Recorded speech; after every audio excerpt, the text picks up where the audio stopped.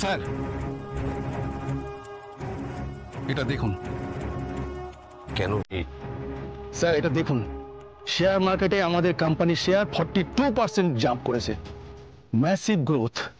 US এর বাজারে এই রাজনন্দিনী শাড়ি একটা নিজের জায়গা করে নিয়েছে।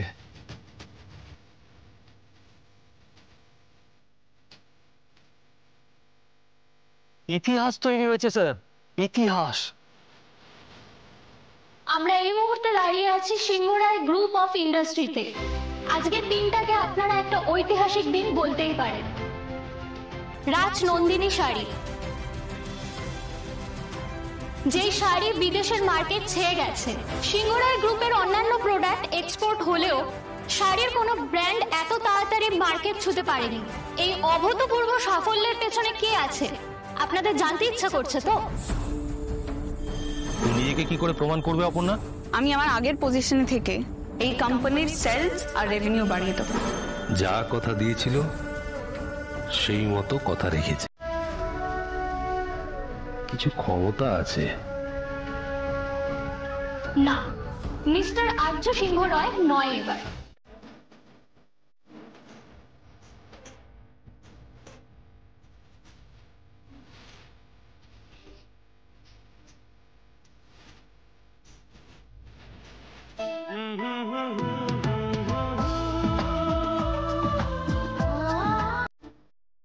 আর বলার ঝুঁকি নিলাম না। যা কিছু আমার মনে আছে চেষ্টা করলাম জড়ো করে এই চিঠিতে লেখার।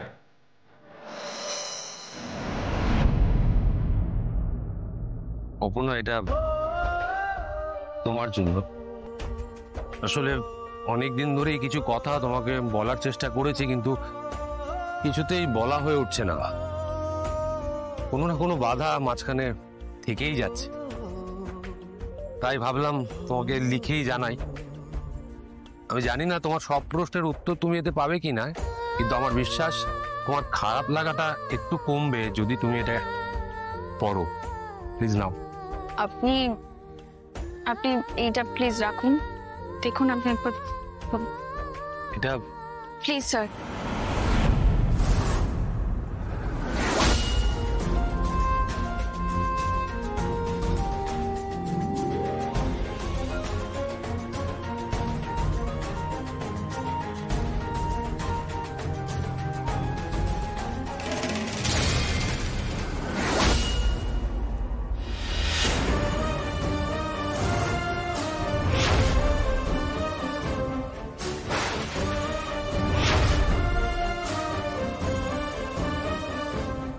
Resignation letter.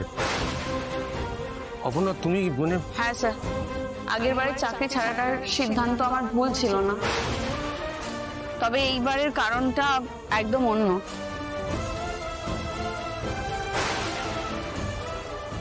তোমার তো আর কোনো প্রবলেম নেই, তুমি নিজেকে প্রমাণ করেছো, কারোর কিছু বলার নেই, তাহলে তুমি রেজিগনেশন কেন দিচ্ছ? কিন্তু আমাকে যে আপনার থেকে দূরে যেতে হবে স্যার, আর আমার মা বাবা চান না আমি এই কোম্পানিতে চাকরি করি, আর তার মধ্যে আমি কোনো ভুল দেখছি না, তাই।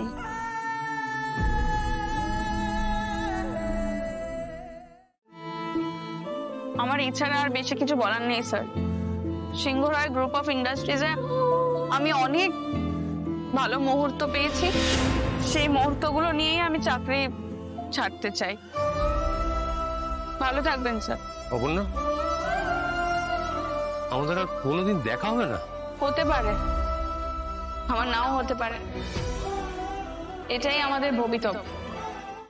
আমার মেয়ের যেমন কথা তেমন কাজ।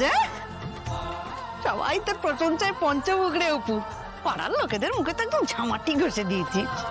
এই দেখো, তুমি আবার এর মধ্যে পাড়ার লোকজনকে টানছো কেন? কেন টানবো না? অফিসে পাড়ায় কিছু লোক একবারে ওর পেছনে লেগে গেছিল, তো তমুক ভূতা করে দিয়েছিস। কিন্তু তোর মুখে হাসি নেই কেন রে মা?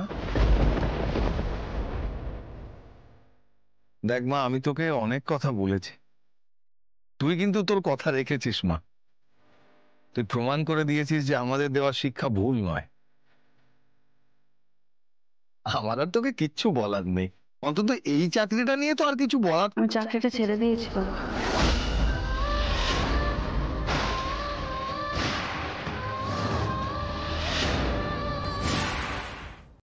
কি বললি তুই?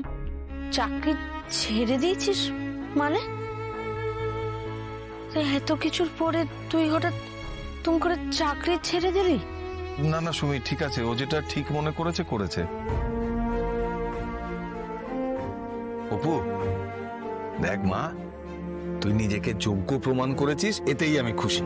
আর বাকিটা আমি সামলে নেবো, তুই একদম চিন্তা করিস না তো। কিন্তু সবকিছু এইভাবে ঠিক হয়ে যাওয়ার পর চাকরি ছাড়ার মানেটা কি অপু? মানে এত বড় একটা কোম্পানি, এত উন্নতি। উন্নতি তো এক জায়গাতে আটকে থাকে না রুম্পা।